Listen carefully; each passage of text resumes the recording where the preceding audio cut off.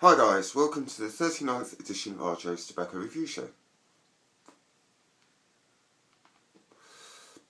This week it's a German Cigarillo special,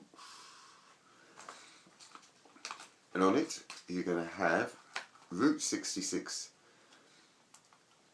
Cigarillos, Fairwind Red Cigarillos, and our CAPONE Irish Coffee Mini Cigarillos.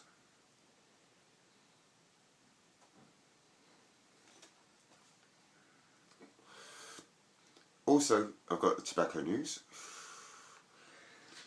As always, this video is totally interactive. If you want to see a certain section, down in the description is a link to that particular video or section of it, or you can watch the whole thing, I don't mind. There's also a link to my Berlin video, and thanks for all the love on that. Couple of new shout outs. The JR Cig Reviews from the UK. It's just done Woodbine cigarette review, and it was quality first work.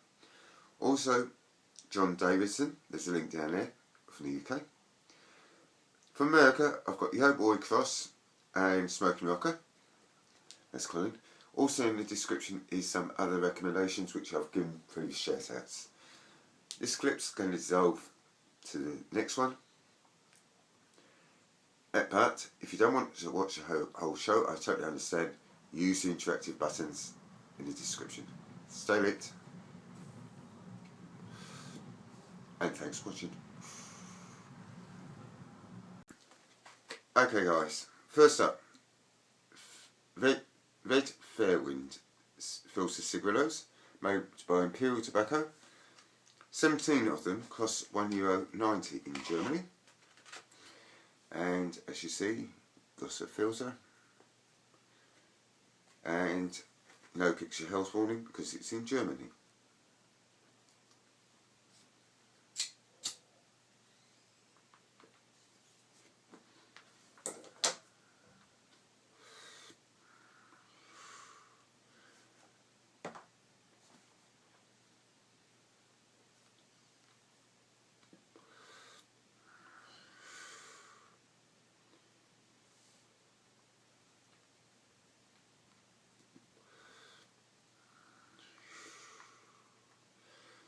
The reason I got them is I, at the airport, had a few euro coins left, and I was at the tobacconist and I saw them at the counter.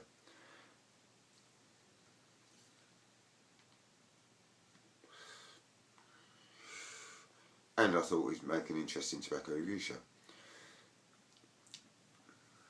I do like my mini cigars, and enjoy Hamlets, King Edward's, Cafe Creams, etc. But I'll be honest and say these are very disappointing.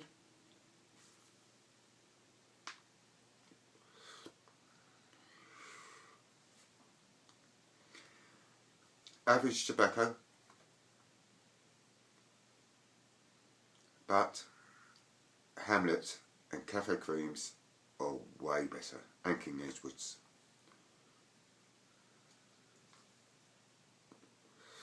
These are smokable, but only just. I'm going to give these a 4 out of 10. I have tried quite a few of them, but RJ's not liking the product.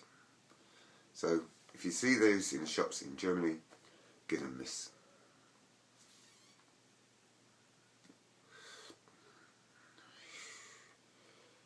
Okay, this is going to dissolve to the next clip, or if you're watching it as a standalone video, use the interactive links down below to see the relevant bits you want to see.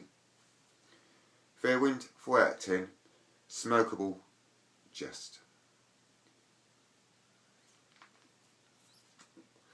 Very bland,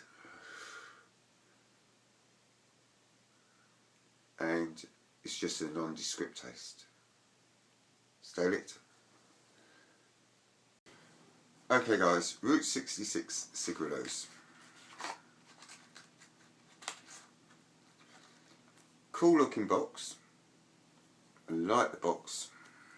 American blend, made by Imperial Tobacco. Cost €2 for 17 in Germany, as in because we're in German packs, no health warnings. Got a little Route 66 sign there, if you can see. And let's get this up.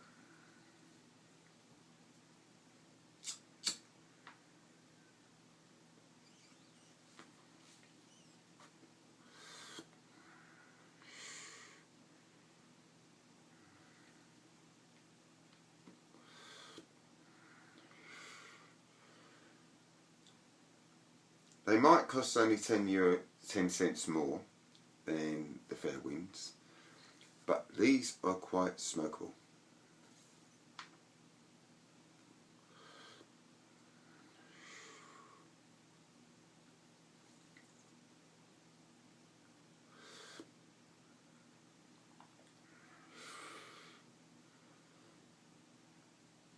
I like the odd cigarillo and mini church cigar, and I do like me Cafe Cream Yellows, me Hamlets and me King Edwards.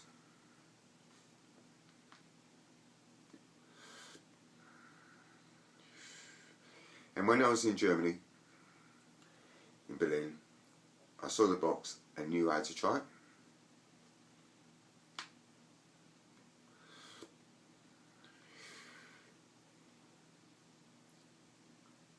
It's above average quality tobacco in there.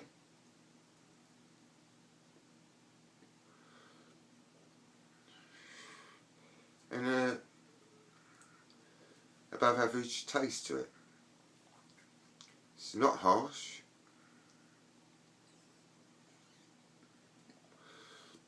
Very smokable. And although not the best cigarillo on the market, for the price, it's quite good.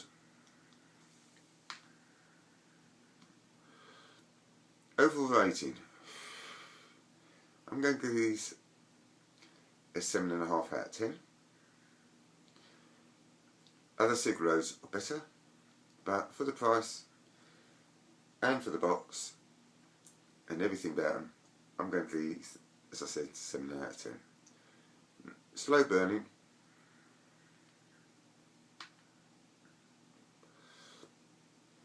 And quite enjoyable. If you're watching this as a standalone vid, using interactive buttons, etc., etc., you're watching it as a whole tobacco review show. Thanks for keeping with me. And our CAPONE Irish coffee cigarillos are next up. Stay lit. Okay, RJ's tobacco news for this week.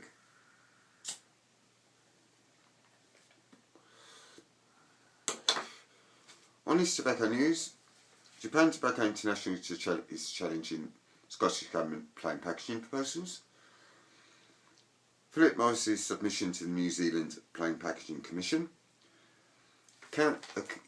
Scottish Council sends under 18s to buy cigarettes. Hawaii beaches are now non-smoking.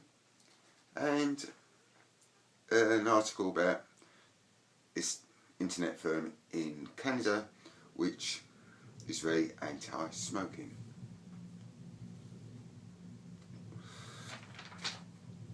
First up, Japan Tobacco International are going to do a series of adverts because under the Freedom of Information Act they got a leaked email, and the email basically says that there's, and I'll show you the advert, and I'm going to read the email out. It's from the Tobacco Policy Department of Health, and it says that, dear so-and-so, I work on the UK's tobacco policy team with a guy, and you will be aware that the UK government is considering the introduction of plain packaging of tobacco products. As I'm sure you're aware, one of the difficulties regarding this is that nobody has done this, and therefore there isn't any hard evidence to show it works. That's a crucial thing. The Department of Health guy says there isn't any hard evidence to show it works. Therefore, I'm wondering whether the Australian government drafted any type of impact assessment or cost analysis in which the likely benefits and costs are measured, and if so, whether you are willing to share this information with us. Many thanks, Tobacco Policy. And the advert down there says, we couldn't have put it better ourselves. This email was obtained by the Freedom of Information request. It's from the UK Department of Health to the Australian Department of Health and Ageing.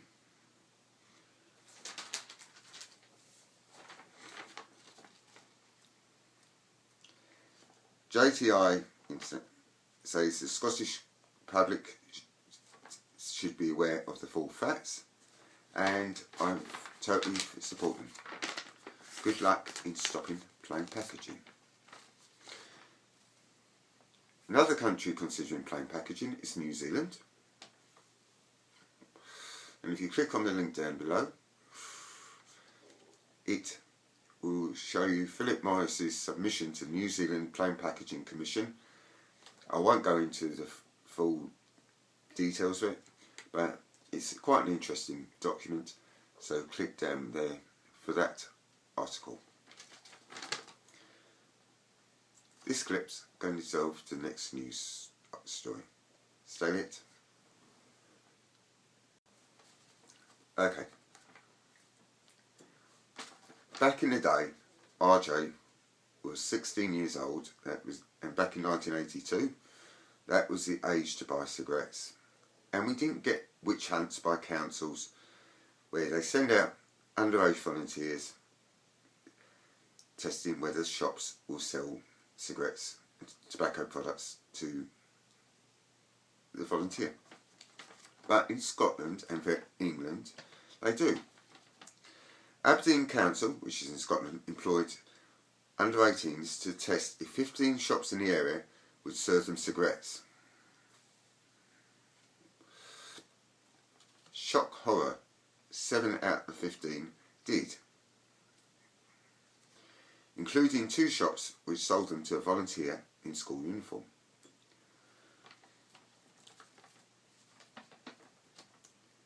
The age was raised from 16 to 18 about 5 or 6 years ago in the UK,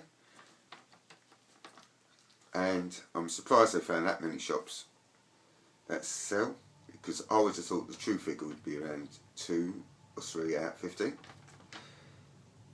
All the shops have been sent warning letters,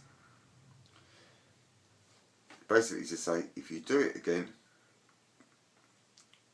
we can impose a £200 fixed penalty fine. That's outside the court system. Or if you decide to prosecute, you face a fine of £20,000.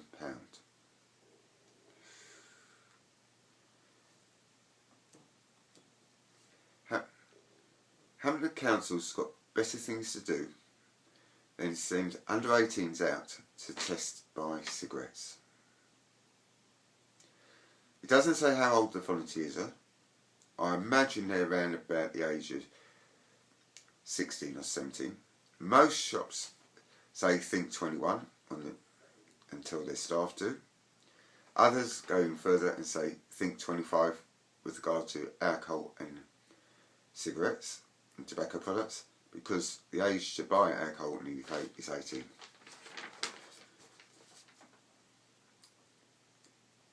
Tell me your views on 17-year-olds buying cigarettes. Okay, over to America. Hawaii. I revealed this story a few months ago, and the Mayor Caldwell signed a bill that bans smoking at Waikiki Beach and others. Offenders face a $100 fine for their first offence, $200 for their second offence, and $500 for each offence after that. I'll probably never go to Hawaii in my life because of flight time. Where will the haters stop? No smoking beaches? Get a laugh, haters.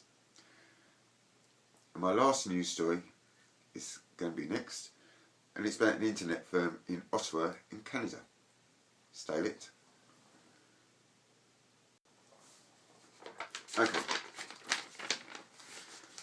Finally, is an internet firm in Ottawa called Momentous Corporation. As I should have said at the start of this news video, don't shoot the messenger. I only pass these articles out for discussion. This corporation is famous because they don't track vacation or sick days. Staff can bring in their dogs. They are proud to be different, and on their website they proudly proclaim, "We drink, we swear, we don't fucking smoke." They don't employ people who are allergic to dogs or smokers. If you're caught smoking, either in work or in working hours, or if they catch you outside working hours smoking, you're instantly fired and your contract will be terminated. How can a firm stop you from smoking outside their working hours? How can they really stop you inside working hours? But legally they can. In America, 29 states have adopted smokers' rights policies, but in Canada, the Canadian courts have yet to protect smokers. It is legal to buy cigarettes, but you don't have a legal right to smoke them and be employed by certain companies. My only thought on the matter is, where will the haters stop? Please don't buy anything from this evil company, Momentous Corporation. Or should I say, Monstrous Corp. That's the tobacco news for this week. Hope you enjoyed the review show. Use the interactive links as below if you're watching a standalone video. Also check out the guys down below. And I'm getting back and smoking the rest of my CAPONE. Stay lit, guys, and thanks for watching, subscribing, personal messaging, commenting and pack swapping. And also down below is my Berlin video, and thanks for all the love shown on that. Stay lit.